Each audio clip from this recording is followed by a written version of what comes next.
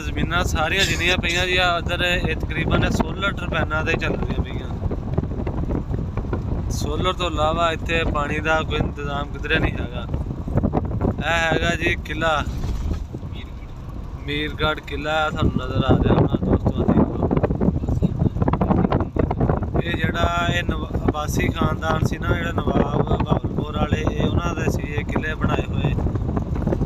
ਇੱਥੇ ਫੋਟਾਬਾਸ ਏਰੀਆ ਦੇ ਵਿੱਚ 4-5 ਤਕਰੀਬਨ ਕਿਲੇ ਹੈ। ਇੱਕ ਫੋਟਾਬਾਸ ਆ, ਇੱਕ ਵੱਲਰ ਆ, ਦੋ ਇਸ ਤੋਂ ਅੱਗੇ ਵੀ ਹੋਰ ਵੀ ਹੈ। ਇਹਦੇ ਥੋੜੇ ਜਿਹੇ ਅਸਾਰ ਜਿਹੜੇ ਬੱਚੇ ਆ ਇਹ ਤੁਸੀਂ ਦੇਖ ਲਓ ਜੀ। ਇਹਦੇ ਬਸ ਦੀਵਾਰਾਂ ਦੀਆਂ ਬਸ ਥੋੜੀਆਂ ਬਹੁਤੀਆਂ ਖੜੀਆਂ, ਬਾਕੀ ਇਹ ਮਸਮਾਰ ਹੋ ਗਿਆ, ਸਾਰਾ ਖਤਮ ਹੋ ਗਿਆ। ਆ ਜ਼ਮੀਨਾਂ ਜਿਹੜੀਆਂ ਲੋਕਾਂ ਨੇ ਇੱਧਰ ਆ ਸੋਲਰ ਦਾ ਹੀ ਆ। ਅੱਗੇ ਆ ਗੰਦਮ ਦੀ ਫਸਲ ਇੱਥੋਂ ਚੱਕੀ ਗਈ ਆ, ਨਰਮੇ ਦੀ ਹੁਣ ਬਿਜਾਈ ਹੋ ਰਹੀ ਆ। ਆ ਵੇਖ ਲਓ ਜੀ ਆ ਕਿਲਾ ਤੇ ਇਹਦੇ ਨਾਲ ਆ ਸਾਰੀਆਂ ਜਿੰਨੀਆਂ ਜ਼ਮੀਨਾਂ ਸੋਲਰ ਸਿਸਟਮ ਤੇ ਹੀ ਆ। ਤੇ ਸੋਲਰ ਤਾਂ ਦਿਨ ਰਾਤ ਦਿਨ ਰਾਤ ਨੂੰ ਨਹੀਂ ਚੱਲਦੇ, ਦਿਨੇ ਦਿਨੇ ਚੱਲਦੇ ਆ। 5-6 ਕਿੱਲੇ ਭਰ ਜਾਂਦੇ ਆ। ਇਹ ਦੇਖ ਲਓ ਆ ਰੂਸੀ ਹੀ ਆ ਜੀ ਲੋਕਾਂ ਕੋ।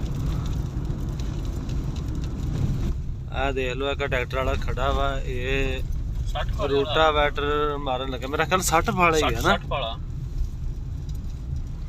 ਨਵਾਂ ਹੀ ਟਰੈਕਟਰ ਆਇਆ ਨਾ। ਨਹੀਂ 17-18 ਮਾਡਲ। ਇਹ ਦੇਖ ਲਓ 60 ਵਾਲਾ ਹੀ ਹੈ। ਇਹ ਪਾਇਆ ਨੇ 66 ਵਾਲਾ ਰੂਟਾ ਵੈਟਰ ਆ ਤਕਰੀਬਨ। ਹਾਂਜੀ ਚਲ ਹੁਣ ਇੱਧਰ ਸਾਹਮਣੇ ਆ ਜਾ। ਆ ਦੇਖ ਲਓ ਜੀ ਕੱਚੇ ਰਸਤੇ ਇੱਥੇ ਗੰਦਮ ਤੋਂ ਚੱਕੀ ਗਈ ਆ। ਪਿੱਛੇ ਮਿੱਟੀ ਵਿਖਾ, ਪਿੱਛੇ ਜਿਹੜੀ ਉੜਦੀ ਪਈ। ਤੇ ਦੋਸਤੋ ਸਾਡੇ ਚੈਨਲ ਨੂੰ ਸਬਸਕ੍ਰਾਈਬ ਕਰਿਓ, ਵੀਡੀਓ ਨੂੰ ਲਾਈਕ ਕਰਿਓ। ਅੱਲਾ ਹਾਫਿਜ਼।